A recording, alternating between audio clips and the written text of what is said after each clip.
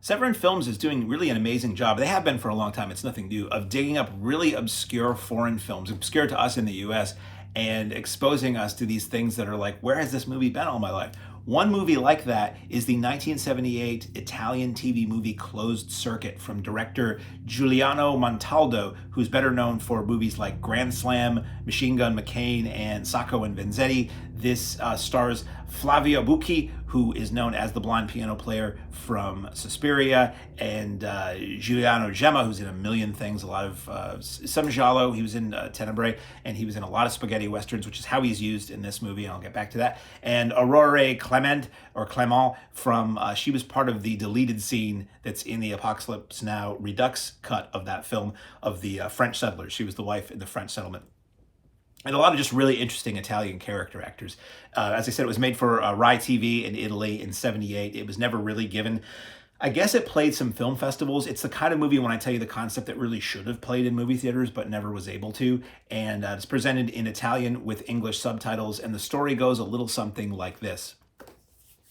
Saturday, maybe not a Saturday, a matinee at an Italian movie theater of a spaghetti western, or as they call them in Italy, a western, starring Giuliano Gemma. People from all walks of life are there. There's a couple that are having an affair. There's a guy from Suspiria who I mentioned, who is a sociologist, and he's there to study the crowd. There's a homosexual man who's hanging out in the bathroom looking to maybe have a interaction with somebody. There are kids. There's a woman who brought her elderly companion or relative or whoever ward to the movies, just an old man who goes to the movies all the time, all walks of life.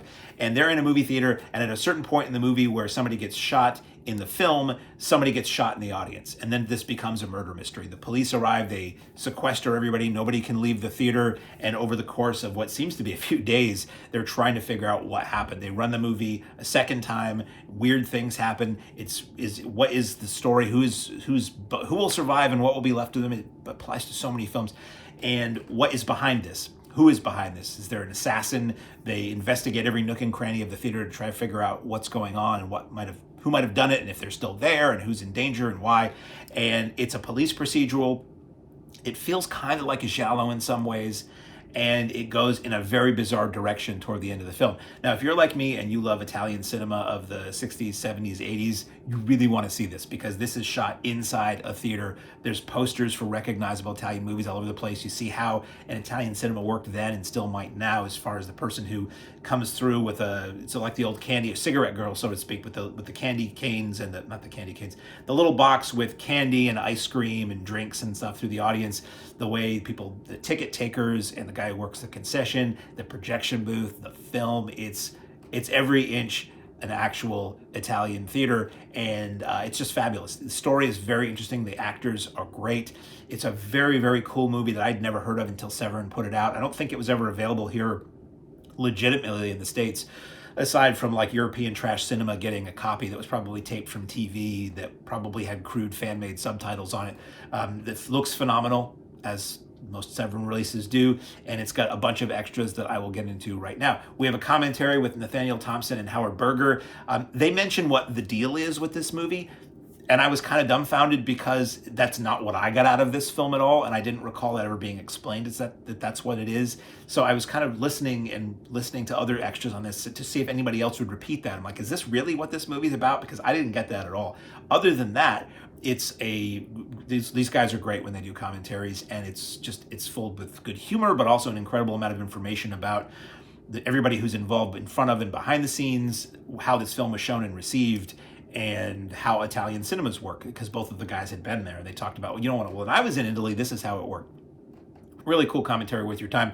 Murder at the Matinee is an interview with the director of the film. That's 21 minutes. Il Sociologico, a video essay by Kat Ellinger, who's always great, on the actor Flavio Bucci, who plays the sociologist, and I had said was from Suspiria. That's 13 minutes. And then you get a newly created re-release trailer by Jake West that's a minute and a half, because it didn't have an original trailer, because it was shown for TV. There might have been TV promos in its day, but who knows where those things would be now. So this is really cool. If you like Italian thrillers, if you like giallo, if you want to see the guy from Suspiria not blind and not playing the piano, this is really cool. I really thoroughly enjoyed this. It just hit so many buttons for me that I love, is Italian cinema, the movies, old-time movie theaters, and giallo mystery films. So on Blu-ray from Severin Films is 1978's Closed Circuit.